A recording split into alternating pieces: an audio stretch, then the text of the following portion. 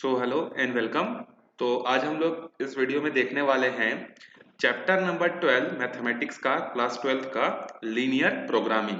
ठीक है, तो ये जो लीनियर प्रोग्रामिंग जो चैप्टर है, ये एग्जाम पॉइंट ऑफ व्यू से आप समझ लो कि यहाँ से या तो एक 4 नंबर का क्वेश्चन आएगा या तो एक 6 नंबर का क्वेश्चन आएगा। ठीक है, मतलब बहुत महंगा चैप्टर है, मतलब महंगा मतलब बहुत इंपॉर्टेंट चैप्टर है।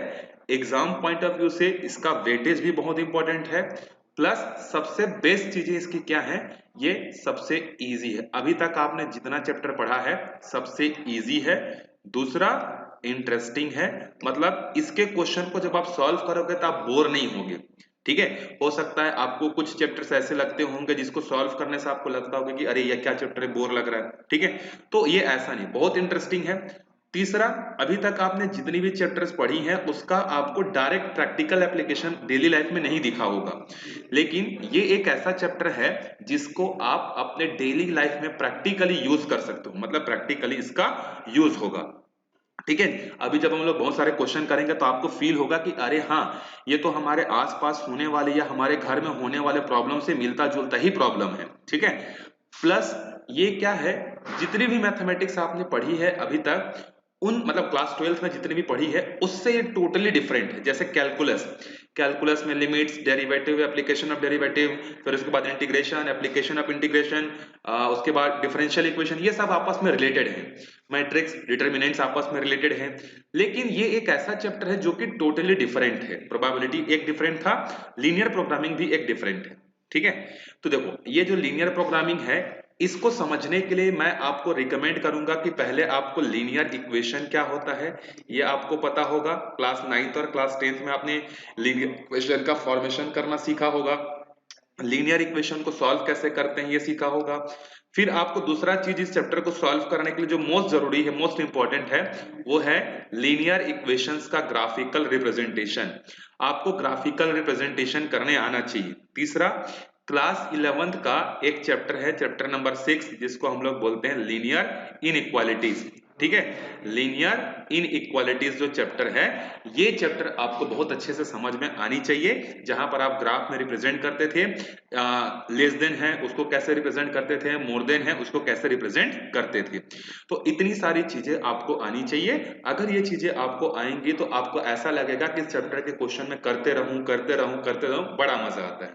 ठीक है, चलो देखो यहां पर थोड़ा सा इंट्रोडक्शन देखते हैं। देखो, in earlier classes we have discussed the system of linear equation in their application in day to day life problem. आपने पढ़ा होगा, जैसे 2 किलो प्याज की कीमत इतनी है, 3 किलो आलू की कीमत इतनी है, एक हफ्ते बाद में गया तो इतना सब्जी खरीदा, इतना प्राइस था, मतलब इतना सब्जी लाया, इतना आलू लाया, बताओ सब्जी की प्राइस कितनी है। इस तरीके के क्वेश्चन आप लोग पढ़े होंगे। और उसके बाद क्लास 11th में आपने, ये तो क्लास 10th में पढ़े हो, क्लास 11th में आपने पढ़ा है लीनियर इक्वालिटीज। अब इनका जो प्रैक्टिकल एप्लीकेशन है वो है क्लास 12th में। ठीक है, एक क्वेश्चन लेते हैं हम लोग, और ये जो एग्जांपल दिया है, मतलब जैसे आप लोग मतलब आप लोगों को क्या फील होता है पता नहीं, लेकिन एनसीईआरटी जैसा जो बुक है, आई थिंक उसके जैसा कोई बुक ही नहीं है। ठीक है, one of the best book, चाहे मैथ्स की हो, साइंस की हो, सोशल की हो। हाँ, लैंग्वेज थोड़ा बहुत डिफिकल्ट रहता है, लेकिन सबसे जो बेस्ट बुक जो है वो एनसीईआरटी ही है। ठीक है, तभी ये पूरे दुनिया में, मतलब पूरे इंडिया में एज अ रेफरेंस बुक की तरह क्या होता है, यूज होता है। तो देखो, इसने समझाने के लिए बहुत बेस्ट एग्जांपल आपको दिया है। ये एग्जांपल को जब आप पढ़ोगे ना तो आपको ये चैप्टर फील भी होगा, और आपको लगेगा कि हाँ, ये प्रैक्टिकल एप्लीकेशन है इस चैप्टर का, मतलब इस क्वेश्चन से पूरा का पूरा चैप्टर ही कंप्लीट हो जाएगा, ऐसा समझ सकते हो आप। ठीक है, तो देखो क्वेश्चन पढ़ते हैं। A furniture dealer deals in only 2 items, tables and chairs.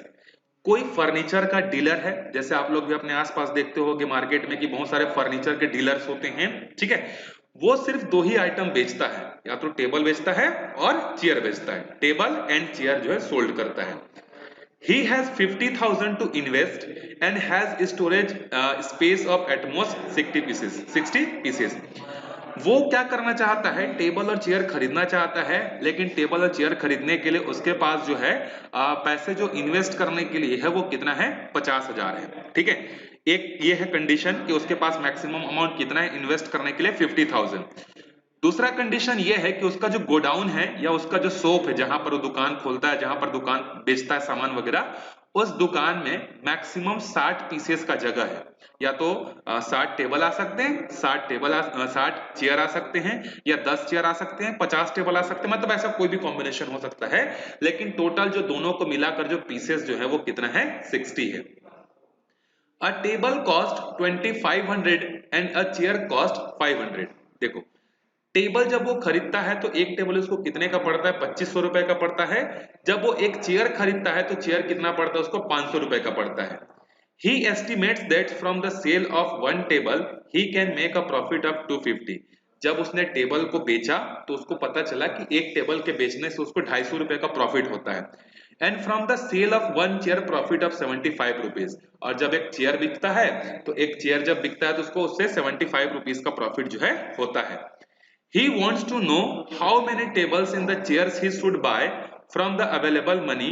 तो वो जानना चाहता है कि उसके पास जितना पैसा है उसमें से वो कितना टेबल परचेज करे और कितना चेयर परचेज करे, so as to maximise his profit, जिससे उसको जो प्रॉफिट हो वो क्या हो, मैक्सिमम हो।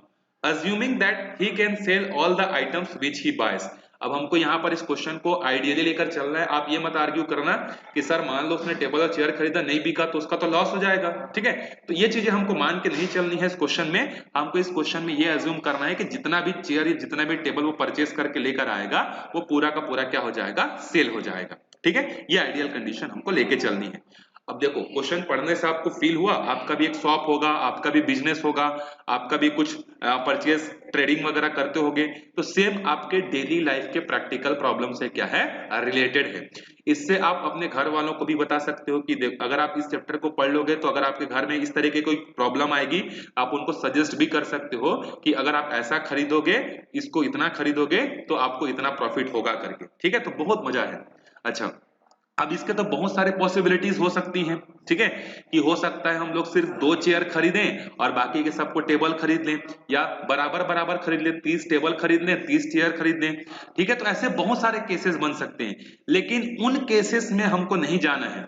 हमको उन सारे ऑप्शन में से वो ऑप्शन चूज करना है जिससे उसको प्रॉफिट क्या हो, मैक्सिमम हो। जैसे आप दुकान कोई सामान खरीदने जाते हो तो आप क्या करते हो, पहले पूरे जितने भी दुकान होते सब में पता कर लेते हो कि कहां पर ये सस्ता मिलेगा। मतलब इस चैप्टर में हमको ये भी पढ़ना है ना, जैसे अभी का जो क्वेश्चन है उसमें हमको मैक्सिमम प्रॉफिट चाहिए।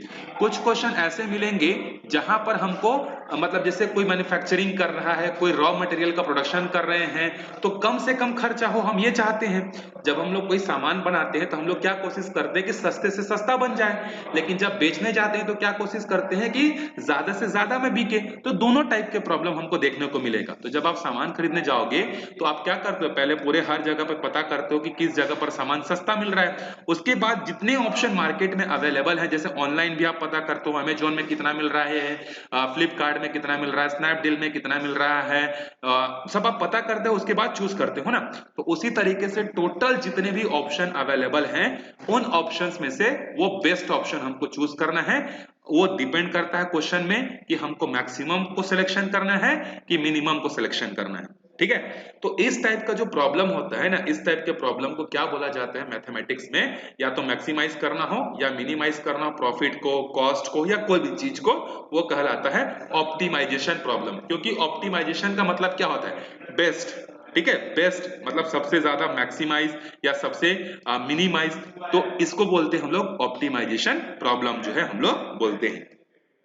ये जो लीनियर प्रोग्रामिंग है ये तो बस शुरुआत है क्लास 12th में, ठीक है। ये लीनियर प्रोग्रामिंग जब आप प्रोफेशनल कोर्सेज करने जाओगे जैसे सीए सीएमए, तो वहां भी आपको ये मतलब ये लीनियर प्रोग्रामिंग आपको पढ़नी पड़ेगी। इवन इसका यूज इंजीनियरिंग फील्ड में भी होता है, ठीक है। इंजीनियरिंग फील्ड में भी एक सब्जेक्ट होता है जिसको हम लोग बोलते हैं ऑपरेशन रिसर्च। आप लोग भी सीएस में पढ़ोगे ऑपरेशन रिसर्च करके। तो ऑपरेशन रिसर्च जो सब्जेक्ट होता है उसमें ये पूरा का पूरा ये जो अभी एक आप चैप्टर पढ़ रहे हो ना लीनियर प्रोग्रामिंग, ये पूरा का पूरा एक सब्जेक्ट है ऑपरेशन रिसर्च करके, ठीक है। तो वहां पर आप इसका यूज जो है देखोगे, ठीक है। तो इसमें हमको क्या करना है, बेसिकली कुछ सिचुएशन हमको दिया रहेगा और उस सिचुएशन को साथ में रखते हुए हमको मैक्सिमाइज वैल्यू बतानी होगी या मिनिमाइज वैल्यू जो है हमको बतानी होगी, वो क्वेश्चन पे डिपेंड करता है। तो इसको सॉल्व करने के लिए हमारा एल्गोरिदम, अच्छा देखो हमारा एल्गोरिदम क्या होगा इस क्वेश्चन को सॉल्व करने के लिए। तो हमको कुछ चीजें चाहिए रहेंगी, ठीक है, कुछ चीजें चाहिए रहेंगी। जैसे सबसे पहला है हमारा, हमको एक चाहिए रहेगा ऑब्जेक्टिव फंक्शन। मतलब हमको क्वेश्चन में करना क्या है, जैसे आप प्रैक्टिकल करते हो, प्रैक्टिकल कॉपी में लिखते थे कि नहीं, सबसे पहले ऑब्जेक्टिव क्या चीज आपको चाहिए, फिर उसके बाद रिक्वायर्ड मटेरियल लिखते थे। तो उसी तरीके से लीनियर प्रोग्रामिंग के क्वेश्चन को सॉल्व करने के लिए सबसे पहले आपको चाहिए ऑब्जेक्टिव फंक्शन। अब ऑब्जेक्टिव फंक्शन आपको कैसे पता चलेगा कि कौन सा फंक्शन ऑब्जेक्टिव है, तो वहां पर लिखा रहेगा कि मैक्सिमाइज करो या मिनिमाइज करो। और दूसरी चीज, या तो आपको ऑब्जेक्टिव फंक्शन क्वेश्चन के फर्स्ट स्टार्टिंग में ही मिल जाएगा या क्वेश्चन के लास्ट में मिलेगा, ठीक है। तो एक आपको चाहिए ऑब्जेक्टिव फंक्शन, जिसको जनरली हम लोग या एनसीईआरटी ने उसको जेड से रिप्रेजेंट किया है, ठीक है। फिर दूसरा हमको चाहिए रहता है सब्जेक्टिव फंक्शन, ठीक है। सब्जेक्टिव फंक्शन मतलब जो भी ऑब्जेक्टिव फंक्शन है उसको परफॉर्म करने के लिए कुछ तो रॉ मटेरियल चाहिए, कुछ तो इंफॉर्मेशन चाहिए, तो वो इंफॉर्मेशन जो होगी उसको बोलते हैं सब्जेक्टिव फंक्शन। फिर इसके बाद कुछ लिमिटेशन होती है क्वेश्चन में। जैसे यहाँ पर लिमिटेशन क्या थी कि हमको ये मान के चलना है कि जितना भी वो सामान खरीदेगा, टेबल और चेयर, वो सबके सब बिक जाएगा। तो इसको बोलते हैं हम लोग कंस्ट्रेंट बोलते हैं, ठीक है। हमको लिमिटेशन दिया रहता है, तो यहाँ पर हमारे पास कुछ कंस्ट्रेंट होंगे, ठीक है।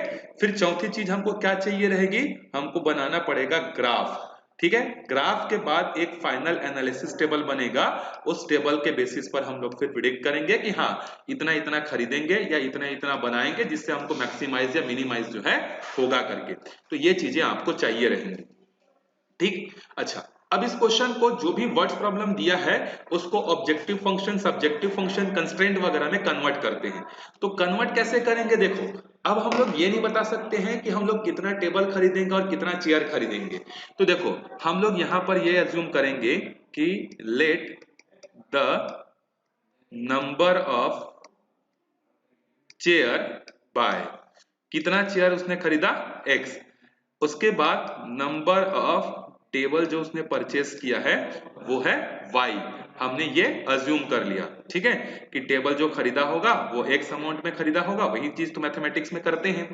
अब देखो इस x की वैल्यू कुछ भी हो सकती है। अच्छा, आपके दिमाग में एक क्वेश्चन भी आ रहा होगा कि सर देखो आपने बोला कि एक टेबल को बेचने से उसको क्या होता है, 250 रुपए का प्रॉफिट होता है, तो क्यों ना पूरे के पूरे 50,000 का जो यूज है वो टेबल खरीदने में ही लगा दें, ठीक है। तो देखो अगर 50,000 रुपए का टेबल वो खरीदने में यूज करता है तो कितना टेबल आ सकता है, तो एक टेबल की प्राइस कितनी, 2500 रुपए है, ठीक है। तो कितना टेबल आएगा, 0 से 0 गया, 0 से 0 गया, 25 दूने 50। कितने टेबल खरीद सकता है वो, 20 टेबल खरीद सकता है। लेकिन एक चीज बताओ, क्या उसके स्टोरेज का मैक्सिमम यूटिलाइजेशन हो पाया, नहीं हुआ।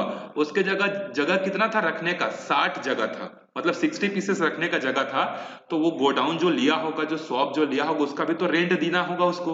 तो अगर एक इतना बड़ा हॉल लेके रखा है जहां पर सिर्फ 20 ही सामान है, बाकी सब जगह खाली है, तो एक तरह से तो उसको फायदा हो रहा है, लेकिन दूसरे तरीके से तो लॉस हो रहा है। तो अच्छा, आप ये बोल सकते हो कि सर ठीक है, अगर जगह खाली पड़ जा रहा है तो सबके सबको क्या करते हैं, चेयर खरीद लेते हैं। तो चेयर कितना आएगा, देखो 50,000 रुपए है, और एक चेयर की प्राइस कितनी है हमारे पास, एक चेयर की प्राइस है 500 रुपए।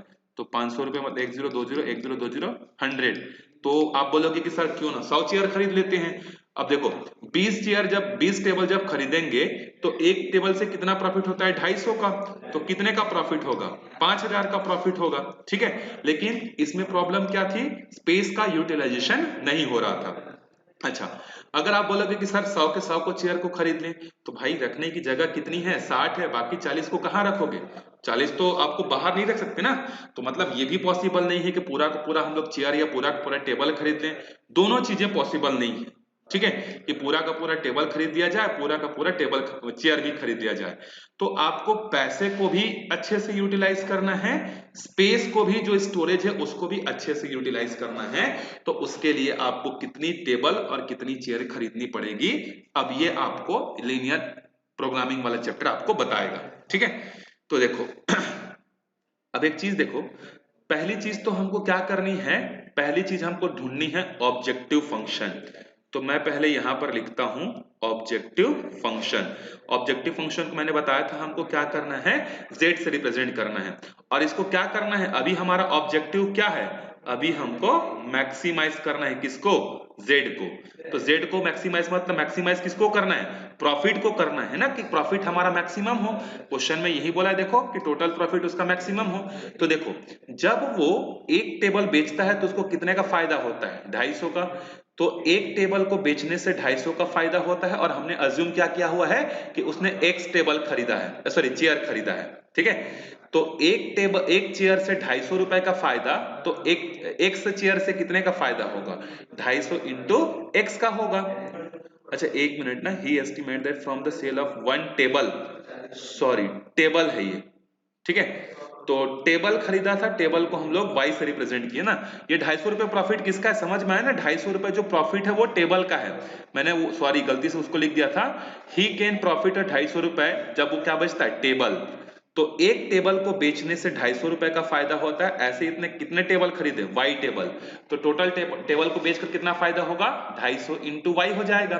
फिर उसके बाद देखो क्या बोल रहा है कि from the sale of one chair, एक चेयर को बेचने से उसको 75 रुपए का फायदा होता है। तो अगर एक टेबल को बेचने से उसको 75, एक चेयर को बेचने से 75 रुपए का फायदा होता है, तो टोटल चेयर उसने खरीदा कितना है? x। तो हमारा ऑब्जेक्टिव फंक्शन क्या हो गया?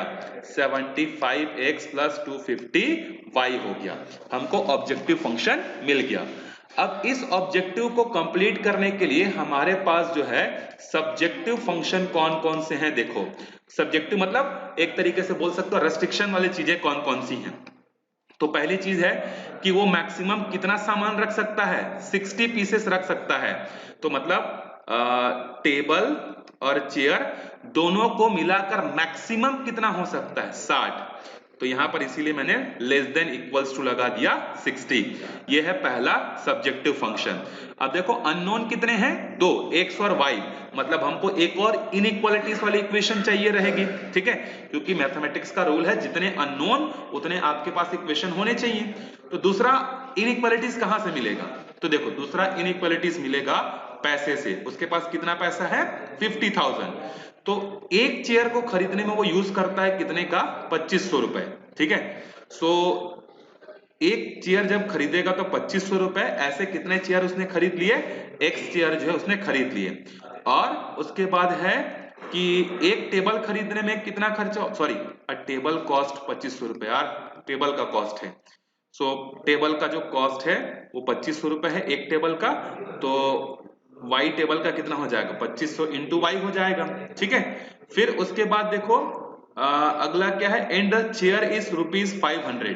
जो चेयर के जो प्राइस है वो 500 रुपए है। तो एक चेयर की प्राइस अगर 500 रुपए है तो कितने चेयर है हमारे पास? x। तो ये हो गया हमारा दूसरा सब्जेक्टिव फंक्शन।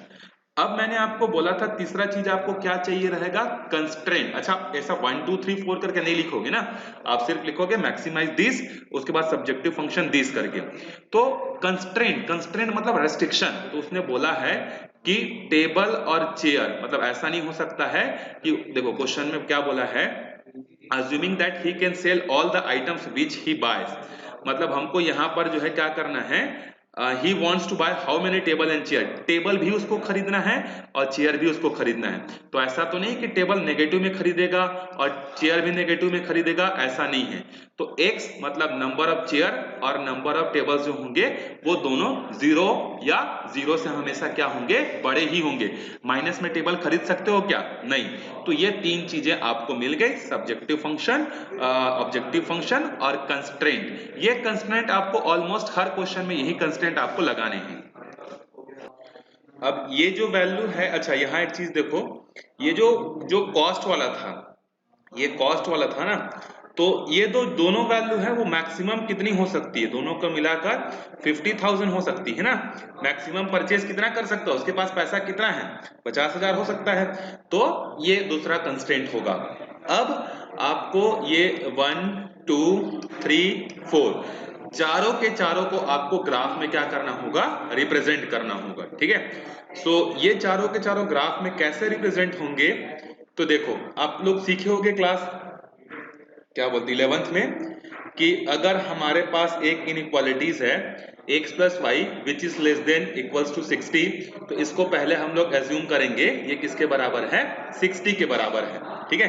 तो हमने एज्यूम कर लिया कि किसके बराबर है? 60 के जो है इक्वल है, ठीक। अब अगर आपको ग्राफ में लोकेट करना है तो आपको कम से कम 2 पॉइंट्स चाहिए, क्योंकि मिनिमम ग्राफ में लोकेट करने के लिए एक लाइन को 2 पॉइंट्स की जरूरत पड़ती है। तो वो 2 पॉइंट कैसे निकलेंगे? देखो, सबसे सिंपल तरीका, एक बार x की जगह 0 रख दो, y की वैल्यू 60 आ जाएगी, एक बार y की जगह 0 रख दो, x की वैल्यू 60 आ जाएगी। हाँ, लेकिन आपको ध्यान रखना है जब आप वैल्यू रखोगे तो आपके पास ऐसी वैल्यूज आए जिसको प्रैक्टिकली ग्राफ में लोकेट कर पाना पॉसिबल हो। जैसे कि एक वैल्यू 0 आ गई, 60 आ गई, इसको ग्राफ में लोकेट कर सकते हो। लेकिन मान लो एक वैल्यू आ रही है 1.33 और दूसरी वैल्यू आ रही है 700, तो इसको ग्राफ में लोकेट कर पाना पॉसिबल नहीं है। तो जब आप पॉइंट्स निकालोगे तो इस चीज का ध्यान रखना कि उस पॉइंट्स को ग्राफ में लोकेट कर पाना क्या हो, इजी हो या पॉसिबल हो। ठीक है, ये हो गया। उसके बाद दूसरा जो है हमारे पास एक और इक्वेशन है, देखो। अच्छा, इस इक्वेशन को आप चाहो तो रिड्यूस भी कर सकते हो, ठीक है, करना चाहो तो ये हो जाएगा 2500y प्लस 500x, इसको भी इक्वल्स मान लेते हैं, फिर उसके बाद देखेंगे ग्राफ में। ठीक, तो इसका जब मैं टेबल बनाऊंगा तो इसका टेबल मेरे को कैसा मिलेगा, देखो ये इस तरीके से हमको टेबल कंस्ट्रक्शन करना है x और y का। तो जब मैं x के जगह 0 रखूंगा तो मेरे को y की क्या वैल्यू मिलेगी, देखो y की वैल्यू मिलेगी मेरे को 50,000, x की वैल्यू 0 मतलब 500 0 हो गया, अपॉन में 2500 x 0, हाँ 20, तो ये वैल्यू आएगी 20। फिर अगर मैं y के जगह 0 रखता हूं तो x की वैल्यू कितनी आ जाएगी, देखो 50,000 अपॉन में 500, 20 कैंसिल, 100 आएगा। ठीक है, तो ये वैल्यूज हमारे पास जो है आएंगी। अब इन वैल्यूज को हमको क्या करना है, ग्राफ में जो है हमको लोकेट करना है। तो मैं आपको एक रफली ग्राफ ड्रॉ करके बता रहा हूं, आप एग्जाम में प्रॉपर स्केल यूज करके, प्रॉपर जो है स्केलिंग, जो भी चीज आपको ग्राफ के लिए जरूरत पड़ती है वो सारी की सारी चीजों के साथ आप क्वेश्चन को करोगे। सो 2 स्टेप हमारा हो गया। तीसरा स्टेप है ग्राफ में इसको रिप्रेजेंट करना। अब देखो, आपके पास जो पॉइंट है वो सब 20 के मल्टीपल्स हैं, तो एक काम करते हैं, x और y में जो है 20-20 का गैप ले लेते हैं, जिससे उनको लोकेट कर पाना क्या हो जाएगा, इजी हो जाएगा। ठीक है, तो आप इसको और भी ऊपर बढ़ा सकते हो, तो ये है 0, यहाँ है 20, 40, 60, 80 और यहाँ है 100। यहाँ भी है 20, यहाँ है 40, यहाँ है 60, यहाँ है 80 और यहाँ है 100। तो अगर मैं x plus y is equal to 60 वाले को लोकेट करूंगा तो पहला कोऑर्डिनेट मेरे पास क्या है, देखो पहला कोऑर्डिनेट है 0,60 और दूसरा कोऑर्डिनेट क्या है 60,0। तो देखो 0,60 कहां पर आएगा, x की वैल्यू 0 और y की वैल्यू 60, मतलब यहाँ आएगा। ठीक है, और 60,0 यहाँ आएगा। इसको लोकेट करने के लिए मैं पेंसिल का कलर चेंज कर देता हूं ताकि आपको क्लियरली समझ में आ जाए। तो ये जो मैंने ब्लू कलर की जो लाइन ड्रॉ की है, ये ब्लू कलर की लाइन रिप्रेजेंट कर रही है किसको, x plus y is equal to 60 को रिप्रेजेंट कर रही है। ठीक है, फिर उसके बाद देखो जो दूसरा है हमारे पास सेकेंड का जो कोऑर्डिनेट है वो कितना होगा, 0,20 और दूसरा होगा 100,0। तो पहला पॉइंट 0,20 कहाँ लोकेट होगा, यहाँ पर लोकेट होगा 0,20, और उसके बाद दूसरा वैल्यू जो है 100,0 यहाँ लोकेट होगा। इन दोनों को भी मैं क्या करता हूँ, अलग कलर के पेंसिल से ज्वाइन कर देता हूँ ताकि डिफरेंस आपको दिखे। तो ये कुछ इस तरीके से जो है पास होगा, दूसरा इक्वेशन हो गया। बाकी दो कंस्ट्रेंट भी तो थे, तो इसको भी अज्यूम कर लेते हैं, x इज इक्वल टू 0 और y इज इक्वल टू 0। तो x इज इक्वल टू 0 कहाँ होता है, y एक्सिस में होता है। तो ये जो लाइन है जो ड्रॉ हुई है, ये किसको रिप्रेजेंट कर रही है, x इज इक्वल टू 0 को। ये किसको रिप्रेजेंट कर रही है, y इज इक्वल टू 0 को। सारे ग्राफ्स निकल गए। अब सारे ग्राफ्स को लोकेट करने के बाद, ये तो आपने इक्वल मान के किया है ना, मतलब x plus y is equal to 60 मान के आपने किया है, लेकिन यहाँ तो लेस देन है, तो इसका कुछ पर्टिकुलर एरिया होगा। तो देखो ये जो लाइन है जो किसने प्लेन को दो पार्ट में डिवाइड किया, एक पार्ट इधर एक पार्ट नीचे, तो x plus y is less than 60, ये कहाँ आएगा, नीचे की तरफ आएगा कि ऊपर की तरफ आएगा। तो इसके लिए चेक करने के लिए आप क्या करना है, इस इनइक्वालिटीज में x के जगह 0, y के जगह 0 रखना, सिंपल सा। तो 0 प्लस 0 जो होता है, मतलब 0 प्लस 0 क्या है, ओरिजिन का कोऑर्डिनेट है, मतलब ओरिजिन के कोऑर्डिनेट को रख के देखते हैं। अगर उसने इस कंडीशन को सेटिस्फाइड कर दिया, मतलब ये जो लाइन है इसका रीजन होगा नीचे की तरफ, ठीक है।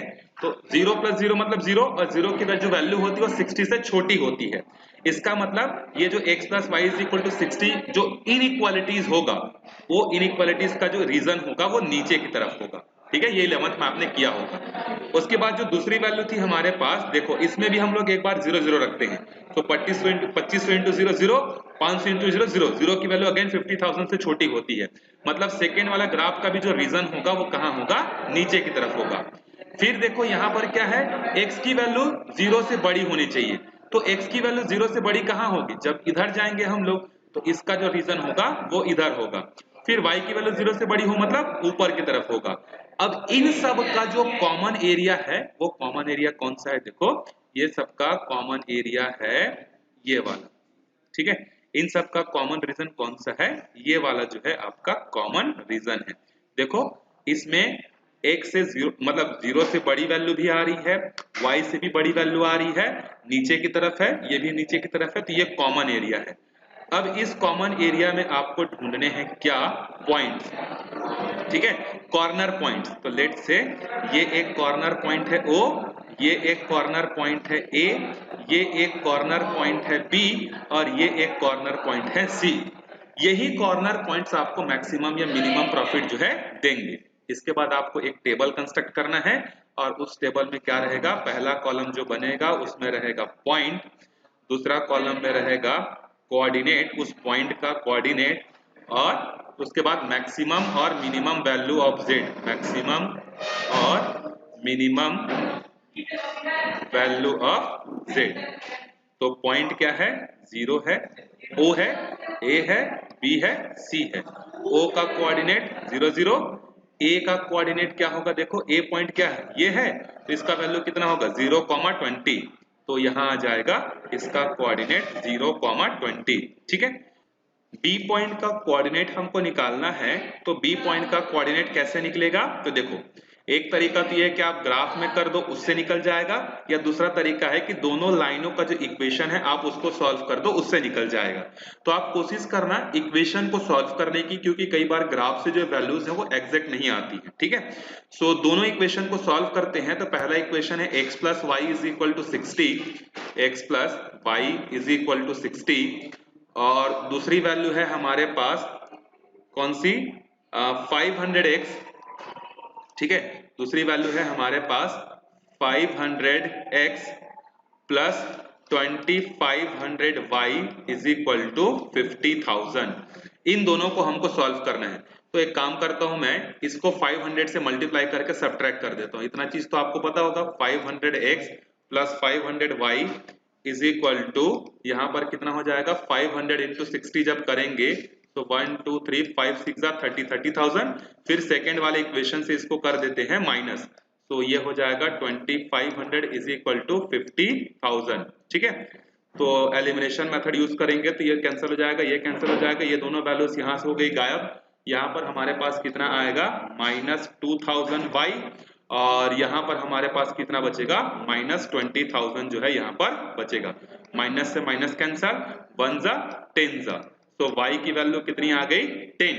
इस y की वैल्यू, अच्छा देखो अब बाकी वैल्यूज तो निकाल सकते हो, क्योंकि दोनों का समेशन कितना होना है, 60 होना है। तो अगर y की वैल्यू 10 है तो x की वैल्यू कितनी होगी, 50 होगी। तो b के कोऑर्डिनेट कितने हो गए, 10, 50, ठीक है। उसके बाद जो c पॉइंट है, c पॉइंट कितना होगा, 60, 0।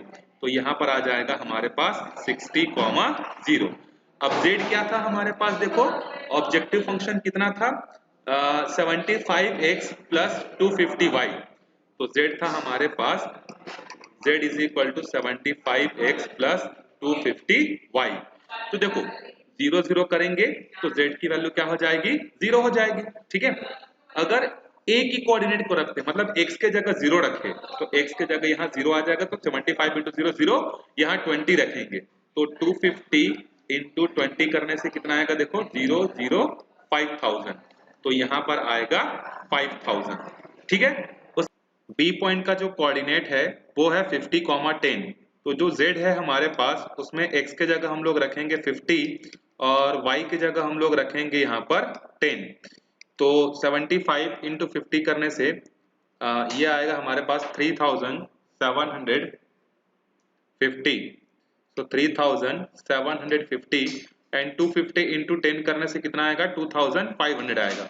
जब दोनों को ऐड करेंगे तो हमारे पास कितना आएगा 6250 आएगा। तो यहाँ पर हमारे पास आएगा 6215। जो सी का कोऑर्डिनेट है, सी का कोऑर्डिनेट कितना है 60,0। तो हम लोग जब मैक्सिमम या मिनिमम निकालेंगे तो वहां पर हम लोग क्या करेंगे, जो वैल्यू हमारे पास x की है वहां पर रखेंगे 60 और y की जगह हम लोग रखेंगे 0। तो 75 इंटू 60 प्लस 250 इंटू 0, तो 250 इंटू 0 तो 0 होता है। फिर 75 इंटू 6 करेंगे, इंटू 60 सॉरी, तो ये आएगा 4500 प्लस 0, तो 4500। अब देखो इन सब में सबसे जो मैक्सिमम वैल्यू है वो ये वाली है, ठीक है। तो हम लोग को अगर प्रॉफिट को मैक्सिमाइज करना है और स्पेस को भी फुलफिल करना है तो हम लोगों को क्या करना पड़ेगा, x जो है 50 लेना पड़ेगा और y जो है 10 लेना पड़ेगा। अब x क्या था हमारे पास, देखो x को हमने अज्यूम किया हुआ था नंबर ऑफ चेयर्स, तो हमको चेयर्स कितने लेने पड़ेंगे 60 और टेबल कितने लेने पड़ेंगे 10। तो अगर सॉरी 50 होगा और 60 है, 50 और 10 था, 50 और 10। तो जब आप चेयर खरीदोगे 50 और टेबल खरीदोगे 10 तो आपका स्टोरेज का भी यूटिलाइजेशन हो जाएगा, प्लस आपका जो पैसा है वो भी प्रॉपर इन्वेस्ट हो जाएगा और प्रॉफिट भी आप मैक्सिमम कमा सकते हो। देखो अगर इसी क्वेश्चन में हमसे पूछता मिनिमम कितना है करके, तो उस केस में हमारा आंसर जो है कुछ दूसरा होता। मिनिमम वाले भी करेंगे, कुछ क्वेश्चन हमको ऐसे मिलेंगे जहां पर हमको कॉस्ट को क्या करना पड़ेगा, मिनिमाइज करना पड़ेगा। जैसे हम लोग किसी सामान का प्रोडक्शन कर रहे हैं, ठीक है, और हम ये चाहते हैं कि हमारा जो फाइनल गुड्स जो बने वो सस्ता हो ताकि हम लोग उससे मैक्सिमम प्रॉफिट अर्न कर सके। तो उसके लिए हमको क्या करना पड़ेगा, मिनिमम वैल्यू निकालनी पड़ेगी। तो वैसे हमको क्वेश्चन मिलेंगे, उसको हम लोग वहां पर जो है सॉल्व करेंगे। तो ये पूरा का पूरा क्वेश्चन देखो, हाँ 6250 हमारा आंसर है। तो आप इस तरीके से, अच्छा ये वाली जो वैल्यू है x, 60